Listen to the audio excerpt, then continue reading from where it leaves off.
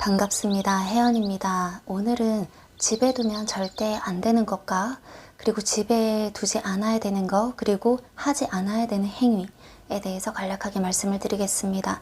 내가 아무리 열심히 무언가를 하고 있어도 그만큼 성과가 따르지 않는다면 기운이 빠지기도 하고 좀 헛헛해지기도 하고 힘들어지기도 하고 뭔가를 더 할 의욕이 없어지기도 하고 그럴 겁니다. 그래서 이러한 부분들을 조금이라도 지켜주신다면 내가 어느 정도 했던 부분에 대한 만큼의 성과라든지 성취라든지 그런 것들이 조금씩 더 빨라질 수 있게 됩니다.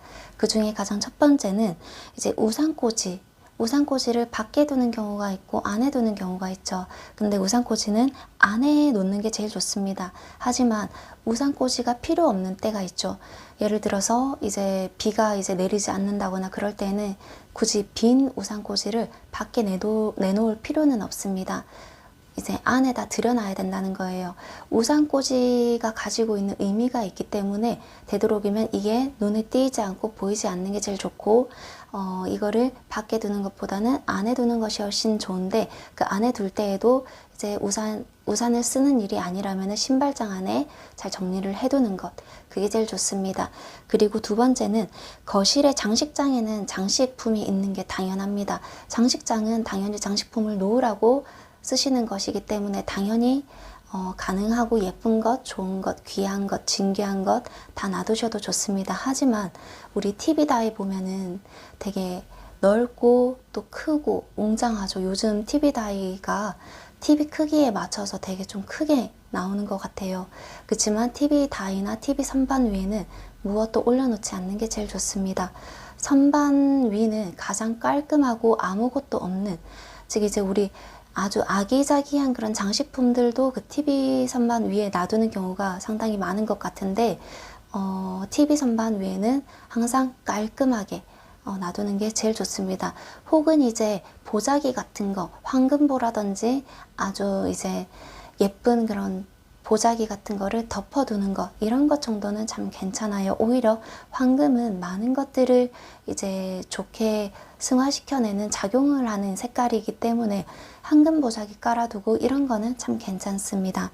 그래서 기운이 분산되는 것을 막기 위해서는 최대한 이런 것들을 해주는 것이 좋다. 그리고 실질적으로 이런 것들을 지켜주는 이유 중 하나가 내가 이성적으로 판단하고 내 기운으로서 충분히 살고자 하는 데 있어서 방해가 되기 때문에 그렇습니다. 그래서 이성적으로 내가 잘 판단을 할 수 있게끔 하기 위해서 기운이 분산되지 않게 하기 위해서는 TV 선반에 무엇을 올려두지 않는 게 좋다. 그리고 너무 큰 화분이나 이런 것들은 베란다에 놔두지 집안에 이렇게 놔두지는 마세요. 특히 이제 허리 위로 올라오는 식물이 집안에 들어오게 되면은 집안에 많은 기운들을 깔아앉히게 합니다. 그래서 기운들을 많이 잡아먹기도 하고요. 그래서 최대한 이런 큰 화분이 있으면 베란다에 두는 것이 좋고, 되도록이면 이런 큰 화분 자체가 없는 게 제일 좋긴 합니다. 이런 부분들을 유념해 주시면 좋겠고요. 특히 이제 운기가 오가는 곳, 이런저런 여러 가지 변화수들이 생기는 곳, 신발도 바뀌고 또 이제 사람들이 들락날락 할 수 있는 그런 곳이 현관이잖아요. 그런 현관에 아주 큰 식물들을 두는 것은 별로 좋지 않다, 이 말씀을 드리고 싶습니다. 그리고 또 이제 돌이라든지 아주 차가운 이런 장식품 있죠. 아주 진귀하고 좋은 것이라 해서 이제 거실 선반에 둔다든지 혹은 바닥 밑에 이렇게 아주 크다랗게 이렇게 둔다든지 하는 그런 경우가 많은데, 이 차가운 성질을 가진 게 집안에 있으면 물론 이거를 타파할 수 있을 만큼의 큰 기운, 좀 양의 기운을 많이 가지고 있는 분도 계세요. 근데 이런 분들은 괜찮지만 그렇지 않은 대다수의 집에서 이런 돌의 기운을 많이 가지고 있으면 좋은 기운을 막게 됩니다. 그리고 좋은 기운이 들어오려고 하다가도 저기는 뭔가 탁한 기운이 느껴진다, 뭔가 센 기운이 느껴진다 하고 지레 겁을 먹고 도망가요. 그래서 되도록이면 그러지 않는 편이 더 좋다. 그런 돌이라든지 이런 커다란 장식품 이런 거는 집에 두지 않는 게 제일 좋습니다. 그리고 척의 기운은 이제 이런 곳에 두게 되면은 좀 화가 생길 수도 있고요. 집안에 탈이 날 수도 있습니다. 그래서 이거는 최소화시키는 게 제일 좋습니다. 그리고 쌀통 많이 사용하시죠?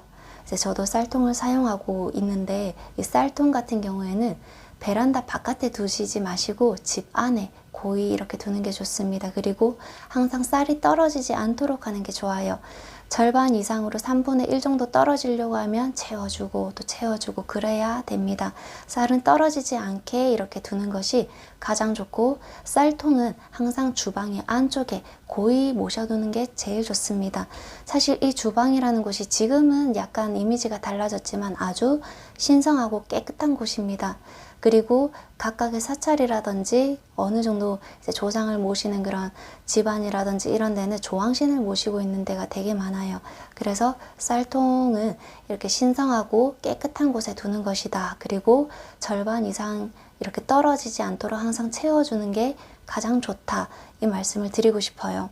그래서 지금은 두지 않아야 되는 것과 하지 않아야 되는 그런 행위들에 대해서 간략하게 말씀을 드렸습니다.